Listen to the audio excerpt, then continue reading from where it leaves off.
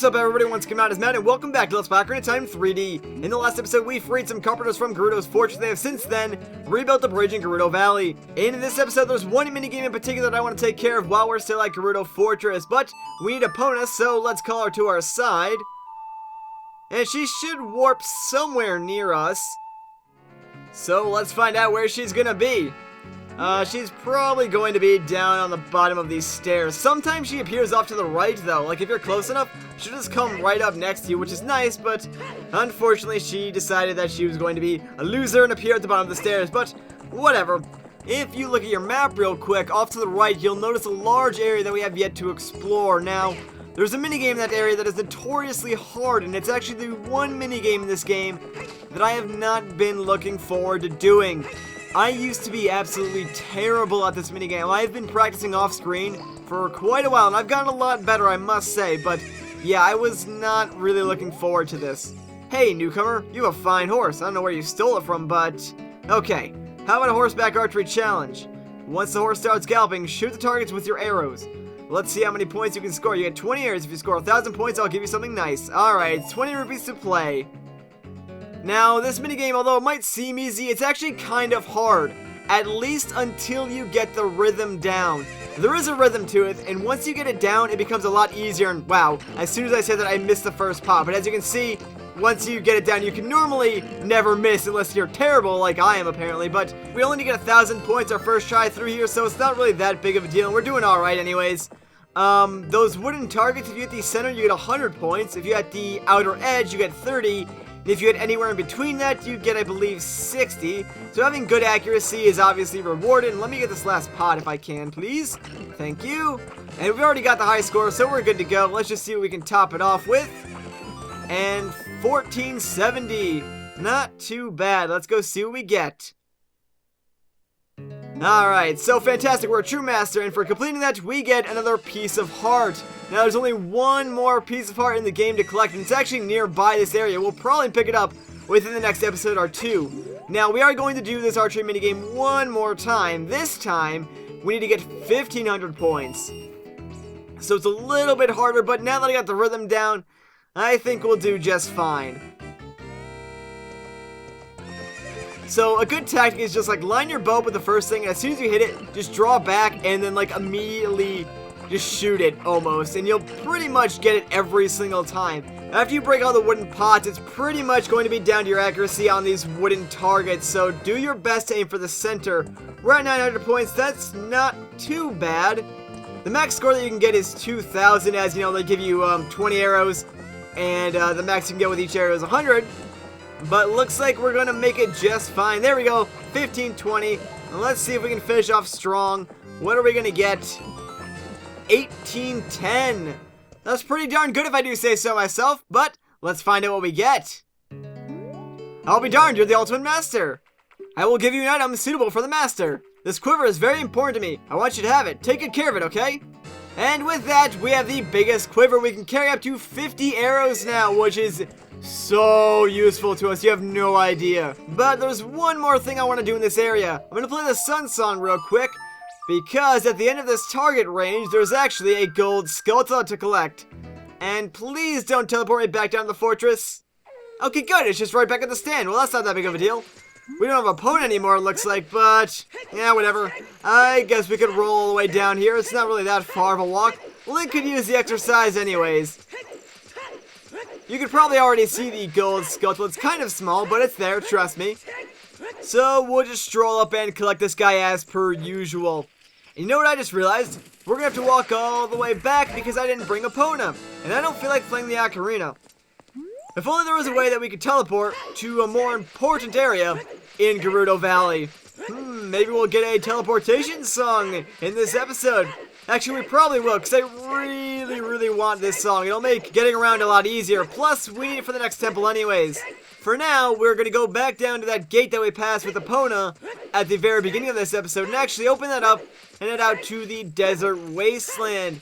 Now, I know there is technically one other minigame type area in Gerudo's fortress that we haven't done just yet, But although we can do it now, I'm going to wait until after the next temple to do it, because that's when it's recommended that you do it. I know that you can do it now, and I know the way to do it now, but I'm just going to wait until the recommended time to do it.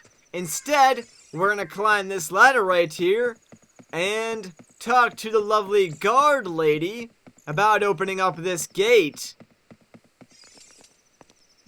Hey, rookie! Are you going to the desert? I'll open the gate for you, but you can't cross the desert unless you pass the 2 trials. The first trial is the River of Sand. You can't walk across this river after you cross and follow the flags we placed there. The second trial is the Phantom Guide. Those without the eyes that can see the truth will only find themselves returning here. You're going anyways, aren't you? I won't stop you. Go ahead. Girl, you think I can handle myself? I mean, I did break into your fortress and rescue 4 carpenters and defeat 4 of your guards. I think I'll be just fine. Plus, we have all the tools that we need to cross the desert. Our only downside is that we're doing it at night. That does make it a little bit harder to see where we're going, but besides that one very, very minor disadvantage, the Haunted Wastelands are honestly not that big of a deal. The trials, quote-unquote, are pretty comical. Like, the first trial is getting across the Sand River, which is right in front of us. All you gotta do, take out your hook shot, target the box, and well, there you go. You finished the first trial already. Now all we gotta do is follow the flags. This is honestly the hardest part because the flags are sometimes put like right out of the render distance. So you kind of gotta go up to a flag sometimes, walk around it a little bit until you can see the next flag and then move on. Obviously it's a little bit easier in the daytime because, well, the sand is, well, sand colored instead of this purplish sand. But we should eventually come across a building somewhere in the middle of this desert. We should be approaching it very, very soon. I think it's right next to these 2 flags. Ah, yes, there it is. But there's actually a gold skull inside this building, so we're going to want to jump down and then collect that. There's also 2 unlit torches, so that can only mean one thing. But let's just grab the skeleton real quick, and then we'll worry about the torches. So we could use Din's fire, but you know what? I think I'm going to use my fire arrows on these torches. We haven't used them too much anyways, and I don't know, I just think they're cool. Plus, there are only 2 torches, so it's not really worth wasting Din's fire. I think it uses less magic this way, so that's probably better for us. And the chest appears behind us, of all places. You'd think it'd go right in between those 2 torches, but whatever. Inside, we got 50 rupees, so if you want to skip it, go for it. It's not really that big of a deal. But I figure we might as well top off our rupees while we're here after we just spent a few on that mini game. The only thing that's left for us to do in the Desert Wasteland is the second trial. So if we go on top of this building, there should be like a little staircase. There we go. But if we go all the way to the top, there's a little plaque up there. And that will explain the second trial to us a little bit more. One with the Eye of Truth shall be guided to the Spirit Temple by inviting ghosts. So we put on the Eye of Truth right here. Whoa, check it out. There's a Poe.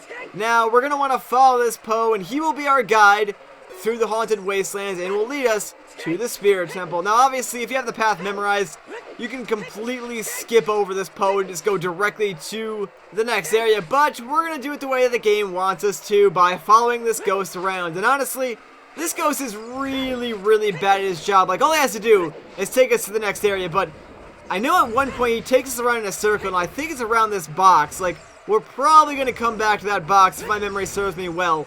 And if my memory does serve me well, all we need to do is go through those 2 little flags over there. So, I don't know why I'm still following this guy. I just want to make sure, because if we do mess up, I don't want to end back in Gerudo's fortress. It's kind of like the Lost Woods in that matter. But here's that box again, so yeah. Going around in a circle. Good job, Ghost. You would make a terrible GPS. And I swear, if I'm right about these 2 flag posts, I'm going to be so mad that I followed you. I'm totally right. I hate you so much right now, Poe. You have no idea. Well, whatever. I guess we made it through the Haunted Wastelands just fine. And here we are in the Desert Colossus. This is one of my favorite areas of the game. I don't know. This one little area just looks really, really cool. What's uncool about this area is all the enemies. These guys are called levers. And honestly, I wish they would just leave me alone. That was a terrible pun. Since it's nighttime, though, I'm going to take advantage of one thing in particular. And oh no, dawn is about to break. But there's a Skulltula on this palm tree over here. And I want to grab it before it becomes daytime. There's actually 2 Skulltulas in this area, but we're only going to have time to collect this one, I believe. Something I should mention is there's a rock like behind me, and if you stand on that rock and play the Song of Storms, it will fill up that little pond and a bunch of fairies will come out.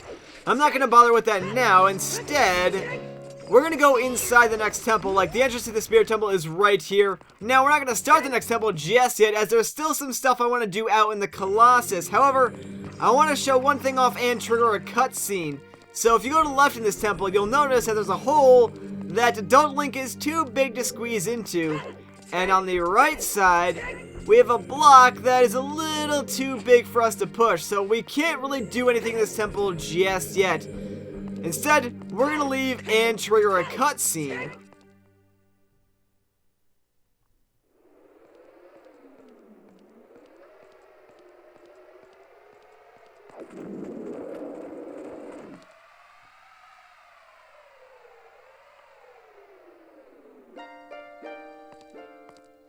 Past, present, future. The Master Sword is a ship in which you can sail upstream and downstream through Time's river. The port for that ship is the Temple of Time. To restore the Desert Colossus and enter the Spirit Temple, you must travel back through Time's flow. Listen to the Requiem of Spirit. This melody will lead a child back to the desert.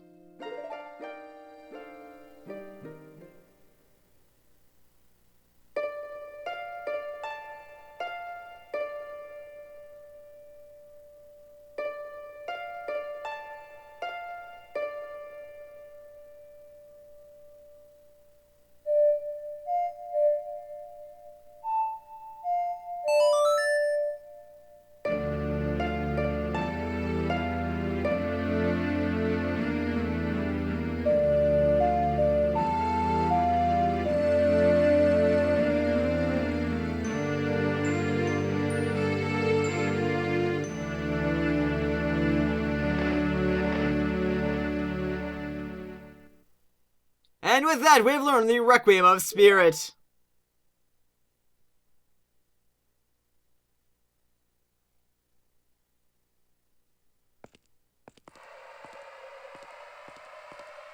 You didn't even say anything to me that time, you just left. How rude. But I think that's going to do it for this episode. So once again, guys, my name is Matt. Thank you so much for watching, and I'll catch you in the next one.